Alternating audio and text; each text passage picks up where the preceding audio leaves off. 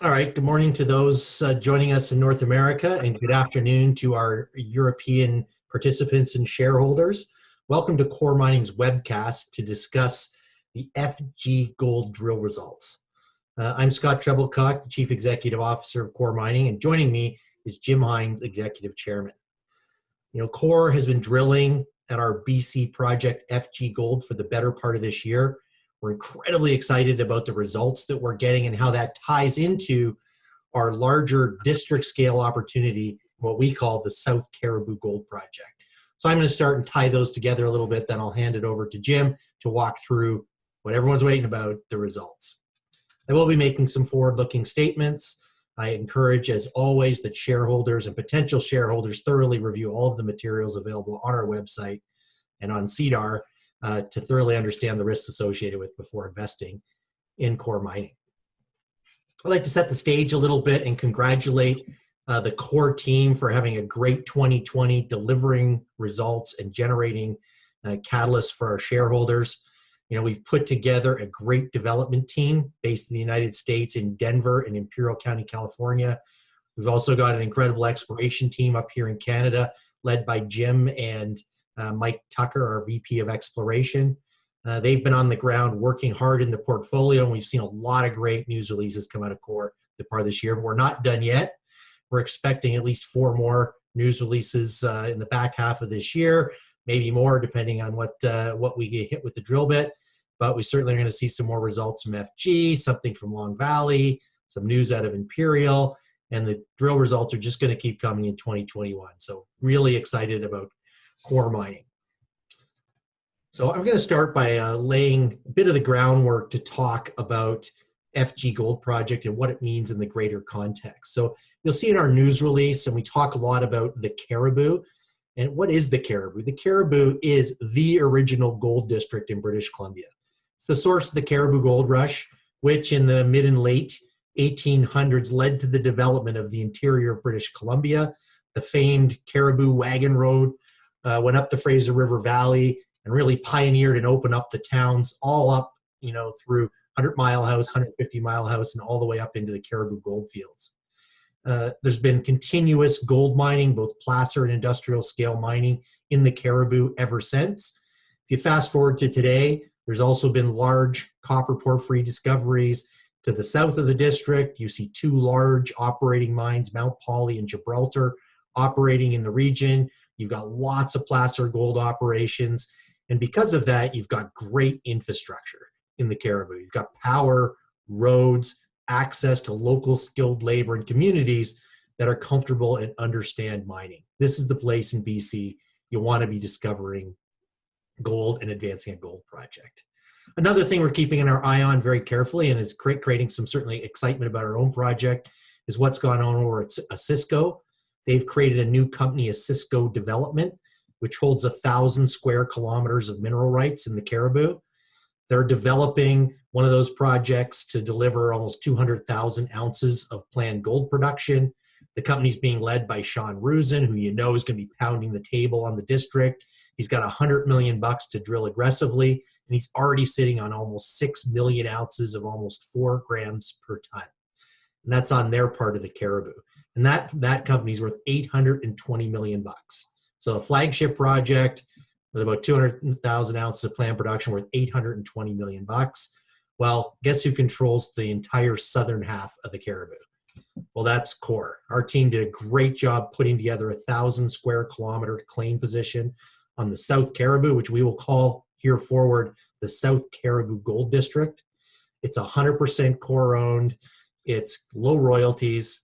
And on it, we have 2 flagship projects in FG Gold and our Gold Creek discovery, and at least 5 other gold prospects that show the great potential of this claim block.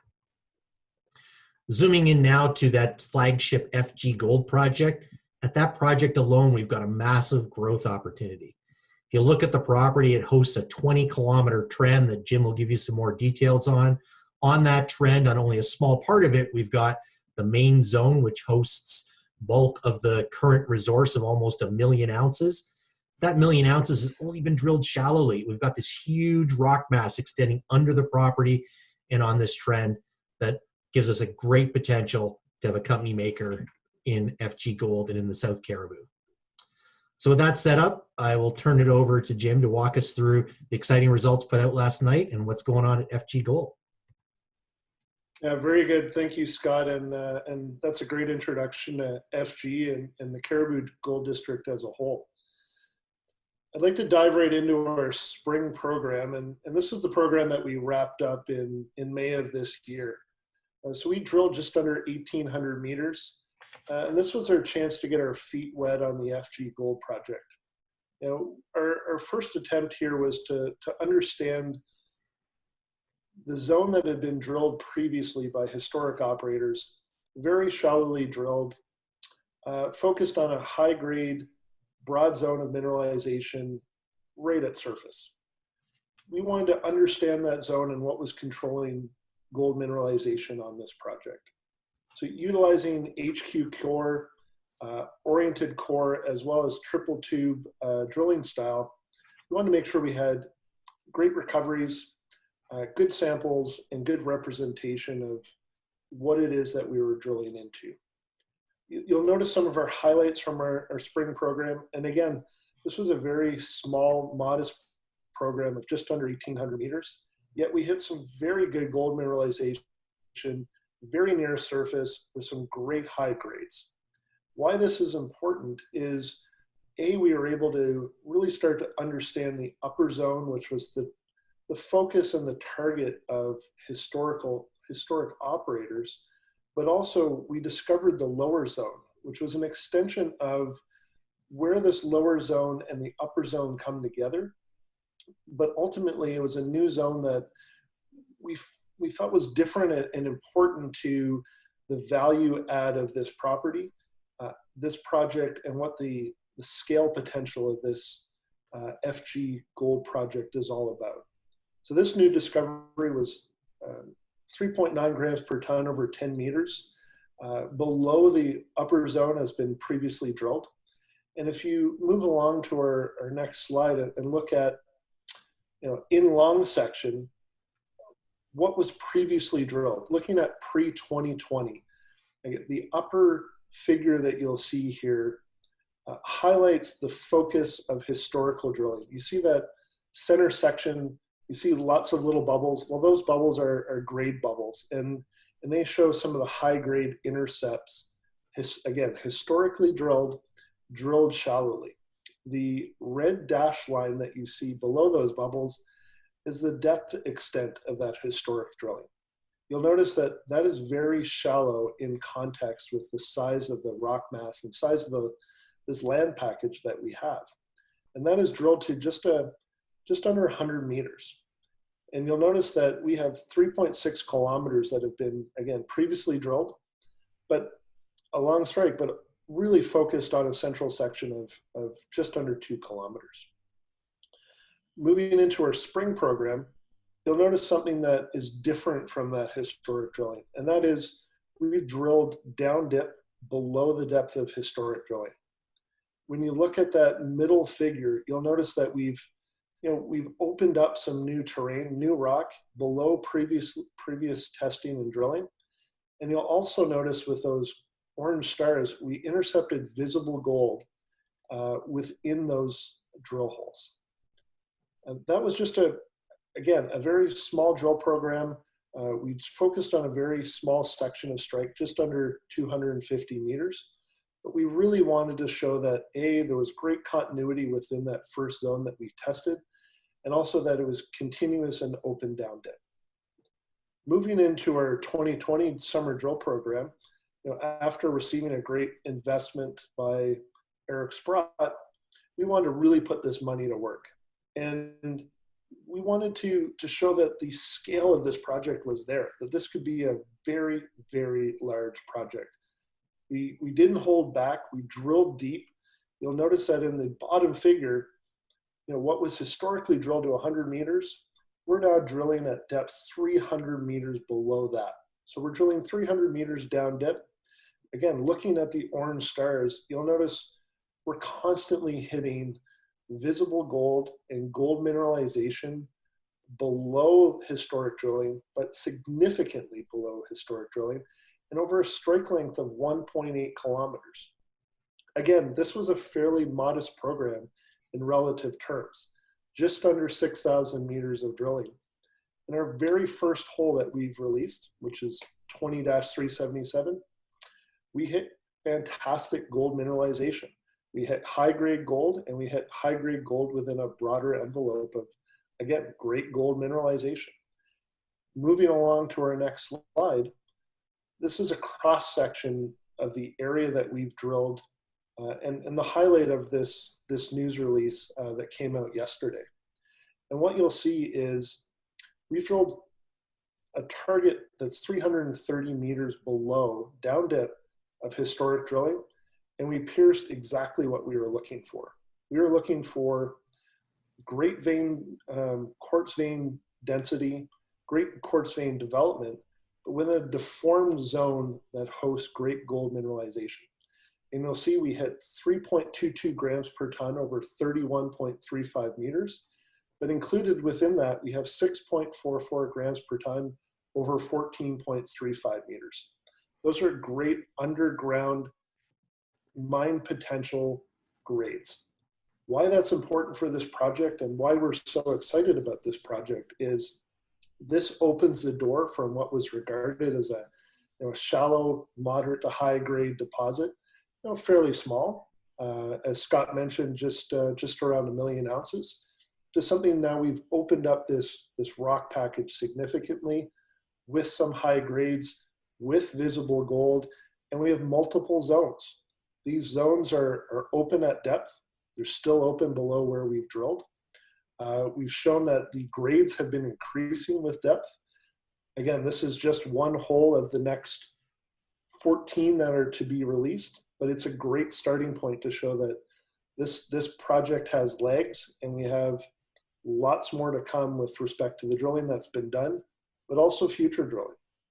You'll also notice that, again, this is the section where we drilled our first discovery of this lower zone, drilling that 3.9 grams per ton over 10 meters. We really wanted to follow up on that, and that was the first thing that we did was we stepped down dip, looking for that high-grade gold mineralization. We also have that upper zone where you see 0.71 grams per ton over 12.81 meters. Again, we're looking at that continuity of the upper zone and what extensionally that'll do at depth as well. We have one drill hole pending within this section, that's hole 376.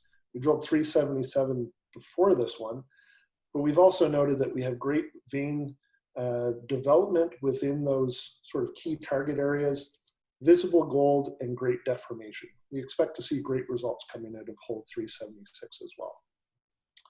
Now moving on, I'm going to go back to that long section, but zoomed in here a little bit on, this is the best look at what our project is and really what the potential of this project is. Because what it shows is we have great continuity.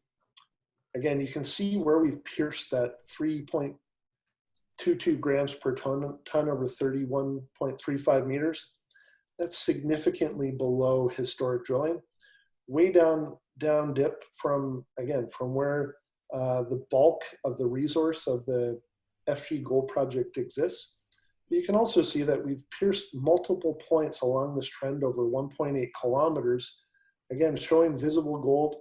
We have 10 of our 14 drill holes that are remaining have pierced this lower zone, and 7 of these remaining drill holes have visible gold in them. Again, yet to be released. Assays are pending, and they'll be coming out over the next couple months. But the important factor here, or thing to think about, is look at all the untested rock that we have. And we have these sparse drilling areas that are on trend and on strike with our main zone. There's some great drill holes that have come out of that historically, very little follow-up. But again, nothing that has really been drilled at depth below it. And as we've seen in our current drill program, the summer drill program, we have improved development at depth. We have greater grades that have developed at depth. And so we really look forward in the future of expanding the scope of this and really feeling out how big this project can be. Again, it's still open down dip, a lot of untested terrain, and way open along strike along this, again, 20-kilometer trend that we've been discussing. If I move on to the next slide and go back to the slide that Scott had spoken about in terms of this horseshoe shape that we have, and why this is key is the horseshoe shape that we've determined is where this permissive rock package comes to surface. When I say permissive, it's where gold is able to mineralize. It's a good host rock for where the gold can develop. And we've shown through both geophysics and geochemistry that zone continues right around the what we call the nose of the syncline of our project. And if you look at the right-hand figure, you'll notice that the zone that we're targeting, which is in that small box, goes right underneath our property, comes out on the other side of our property. So this is a very large land package, but it's also a large rock mass that hosts this gold mineralization. So there are lots of targets. There's a lot of future potential of this project. And we've just scratched the surface here in terms of focusing on the main zone, showing that we can really understand how the structural controls of this project work. Then we can apply it to the rest of this land package as we continue to move forward and continue to explore. And now I'm going to just talk about the district as a whole. And I think this is where we need to tie it all together. The FG Gold Project is an orogenic gold deposit. And why that's important is the Barkerville district, so the Osisko Development's property, also orogenic. Our Gold Creek property, orogenic.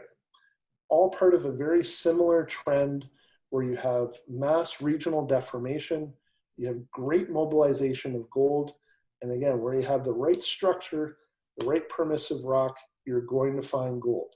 This is a well-endowed district that has seen a number of great deposits that have been discovered. The Osisko Development guys are doing a great job of advancing their project. And if you look forward to the coming months, we're going to talk more about our district as a whole, this large land package we have, a series of targets that are very akin to FG and Gold Creek. We have drills turning at Gold Creek right now. We had some great success there in 2018. And we're following up on that to show, again, this is a district scale potential. The scale is there, the size is there, and we're just going to look forward to unlocking true value of an undervalued asset in an underexplored district of British Columbia. So again, looking forward to more results coming out. We'll be unveiling those over the coming months as assays come in. And yeah, the drills are turning. I'll hand it back to Scott and we'll move into a Q&A. Great, thanks, Jim. Well, hopefully this presentation gives you some idea about how excited we are in Core about FG Gold in the South Cariboo Gold District. I'll turn it over now to investors to ask questions. Please enter your questions into the chat box in the webinar. And we've got Arlen Hansen joining us here to help us out to manage the Q&A session. Okay, it is now time for Q&A. If you have a question, please enter it in the Q&A box below the media player.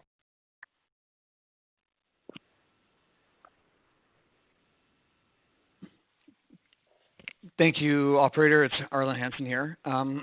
Scott, we've got a couple questions here from a few analysts. We'll start with Nick from Cormark. Really just asking about when we're looking to see the next set of assays and when we should see the next set of batch of results on the project.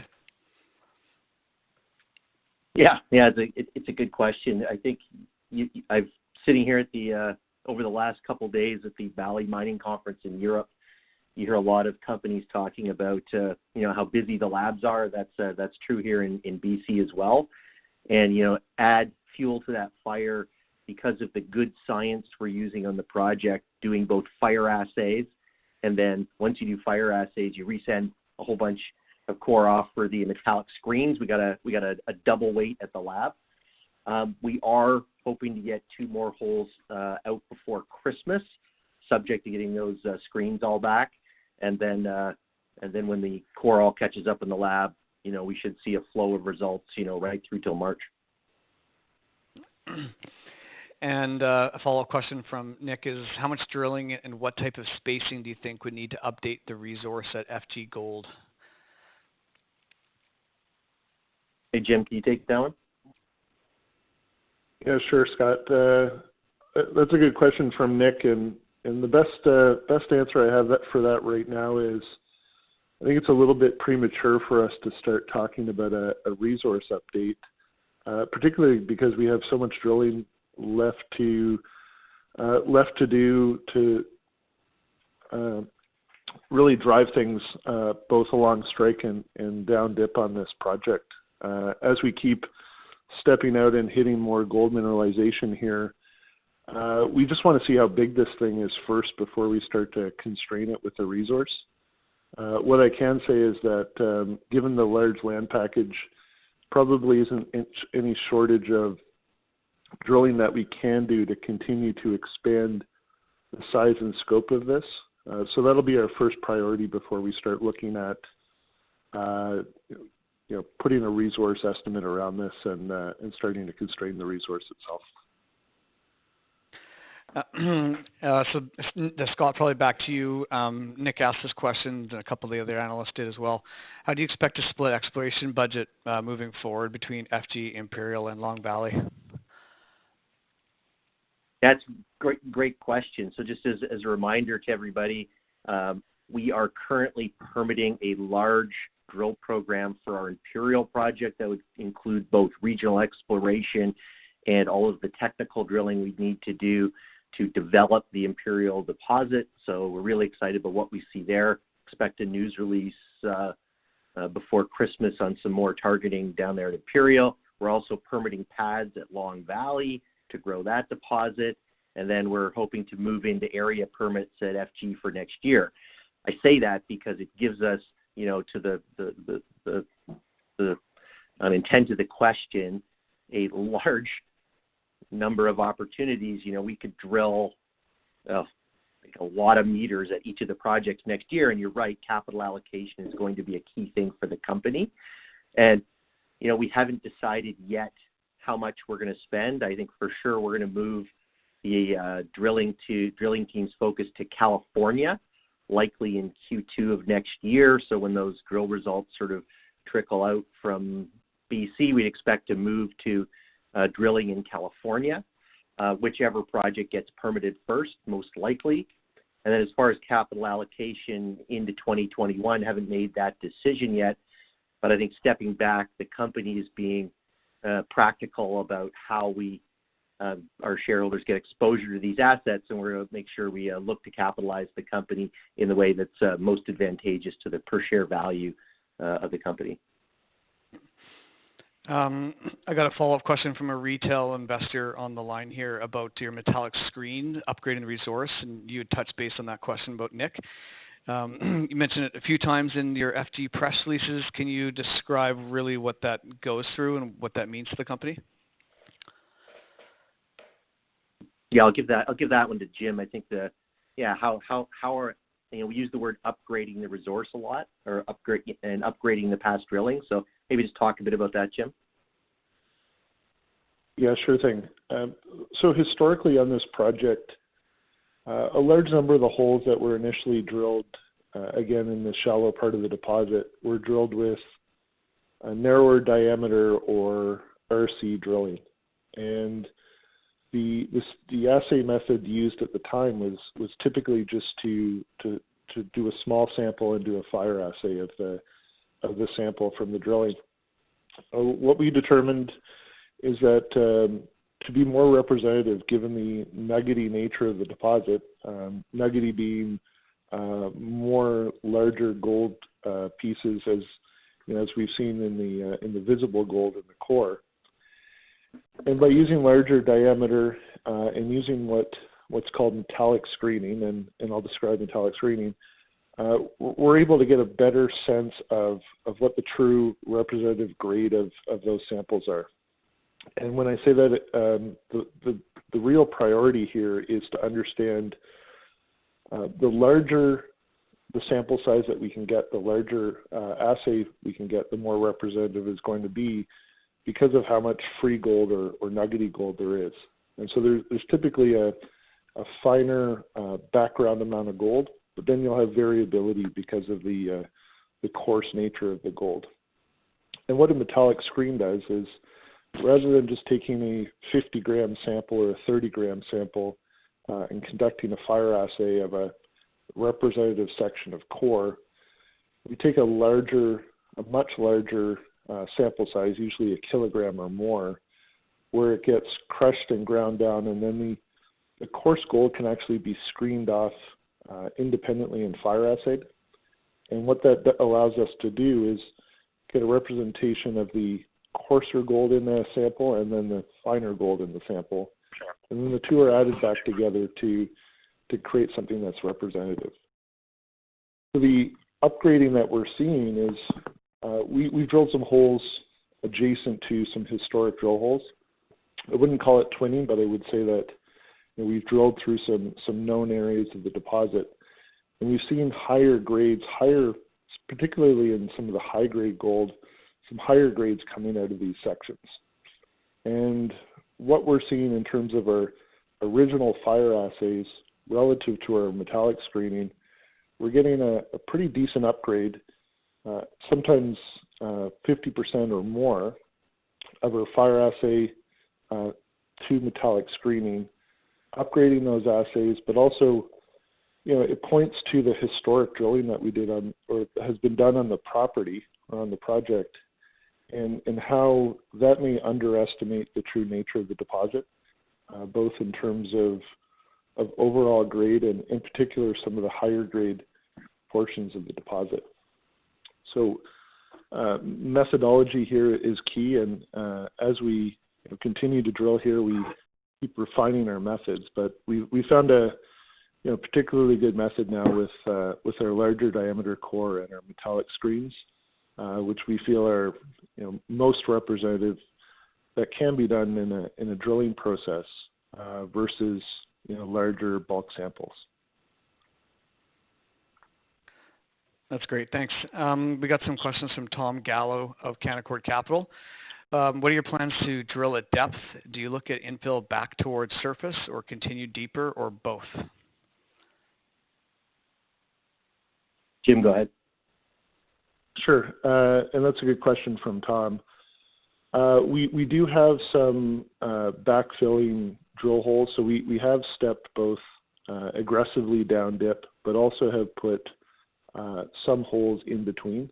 Again, they're still very, very largely spaced. We're still talking hundreds or 200 meters of spacing between some of these holes.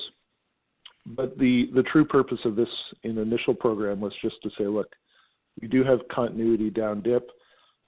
It keeps on going. It looks like the grades are quite good, at depth in this project.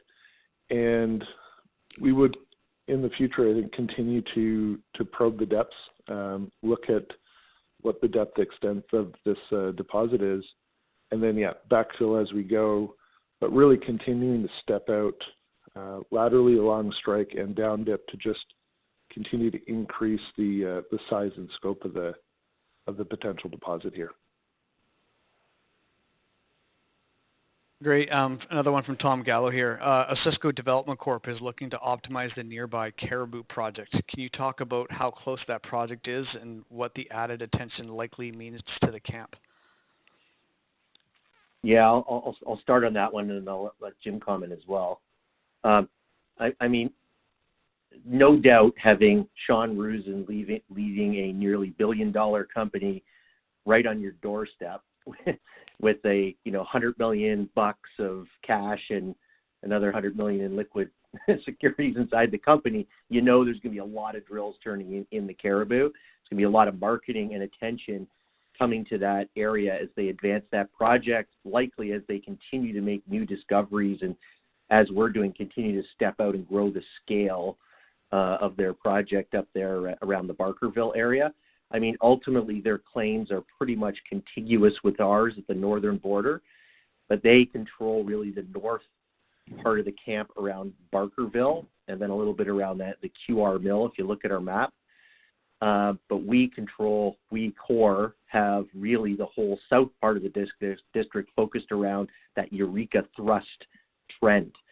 So I think it's going to be amazing what's going on in the Cariboo. I think, land's going to get a lot more expensive. There's going to be a bit of as I think I put on one of the slides, a new gold rush to the Cariboo. And Core is probably the best positioned company right beside Osisko to get value from that. So we're super excited about it. Any other comments, Jim? My only other comment would be that it's just interesting that we've been doing this at the same time as Osisko has been advancing Barkerville. We've had our own methodology, our own plan based on what we're seeing on the ground. We've assembled a land package based on some very good prospects and historic drilling and trenching in areas that haven't seen any follow-up. And fortunately for us, a lot of that ground was open that we were able to stake this summer, and we were able to tie in, a number of these occurrences along a particular trend that our sort of boots on the ground team this summer was able to, verify and help us really understand the importance of, how broad scale the gold mineralization is in this area. So how the two tie together is, it just goes to show how prolific the Cariboo region itself is. Barkerville was a key placer mining district in the early discovery days in BC, but also there was a number of those on our properties as well. And so it gives us a real good chance to keep going and from both grassroots exploration through to aggressively expanding both our FG project and Gold Creek, which pretty much bookmarked the trend that we have here. As Scott mentioned, that's well over 100 kilometers. And last question for Tom Gallo here is ultimately, do you understand what's driving the higher grades at depth here? Again, another good question from Tom. And what we're seeing in terms of deformation and gold mineralization, there seems to be two very discrete zones, the upper zone and the lower zone. And those controls look to be related to deformation, but also localized broad-scale interbeds that cause, during deformation have caused openings and vein development. So our recognition so far is that those zones are quite continuous in terms of their lateral extent and how they've continued to develop down dip. And it's early days in terms of understanding how that may change overall at depth, if we'll continue to see higher grades as this matures, or if we're just looking at sort of a continuous broad-scale gold mineralization with variable medium to high grades that exist through the entire deposit. So the fortunate thing is we can continue to explore this in the future and keep drilling down dip, and the opportunities are sort of endless at this point. Great. We got a great question here from Richard Handke. In our presentation, we state we're deeply discounted to North American peers. So he's asking you, Scott, what are investors not understanding right now, or where do you think the valuation gap lies? Yeah, that's a great question. That slide he's referring to shows several of the U.S. gold developers like Gold Standard and Liberty and Integra, and compares them on a simple NPV basis to our PEA stage Long Valley and Imperial projects. And I mean, I attribute it to a few things, and it's in my hands and management's hands to make sure we close that gap. Part of it is maturity. So all those other companies that we compare to are 5 to 10 years old. They've got mature share registers and they've got institutional investors. Core is still a very young equity.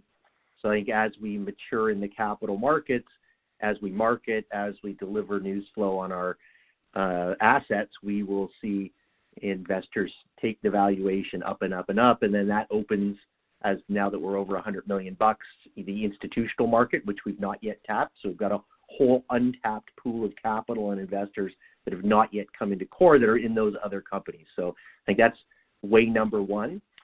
Way number two, or point number two about the valuation gap is, Core has a portfolio. We chose in 2020 to work the whole portfolio. And getting to the DNA of management and the board, ultimately we are entrepreneurial and want to make transactions and deliver value to our shareholders. So we will be practical in 2021 about making sure that we consider transactions and pathways to get better exposure to valuation for the various assets in our portfolio. So I think lots of ways to generate value, from marketing to delivering news flow to maturing, that'll close that gap in 2021, and just shows it's a great time to invest in Core Mining. Great. So I guess we'll just end the call here with kind of what's the plans for the rest of the year and kind of going into 2021, Scott. Yeah, thanks, Arlen. So just wrapping up for investors, we decided to have this webinar today because internally you're seeing the BC assets really gel and turn into a company maker project. You see we put that at the top of one of the slides with the large land package, with Osisko up in the north beating the drum on the Cariboo, with the incredible work that our exploration team has done this year, led by Jim Hines, putting together that land package, making this discovery at depth, opening up underground potential, open on strike. The FG project is shaping up to drive incredible value for Core Mining shareholders in the Cariboo. And coming on the back half of this year, we're going to see, as I mentioned, hopefully a couple more drill holes coming in before Christmas, and I'll say subject to lab performance. We've got a team in the field that has been doing prospecting and rock sampling all on that regional exploration ground down at Imperial, out towards the Mesquite mine. We've been real excited about some of the stuff they're seeing, so you're going to see us updating on that. We've got expecting some more news on Long Valley. So I think we got lots of news flow between now and Christmas and well into 2021 to keep shareholders excited and catch the wave of this great gold market. So thanks everyone for attending our webinar and looking forward to our next great results. Thank you, Scott. This concludes today's remarks. You may now disconnect.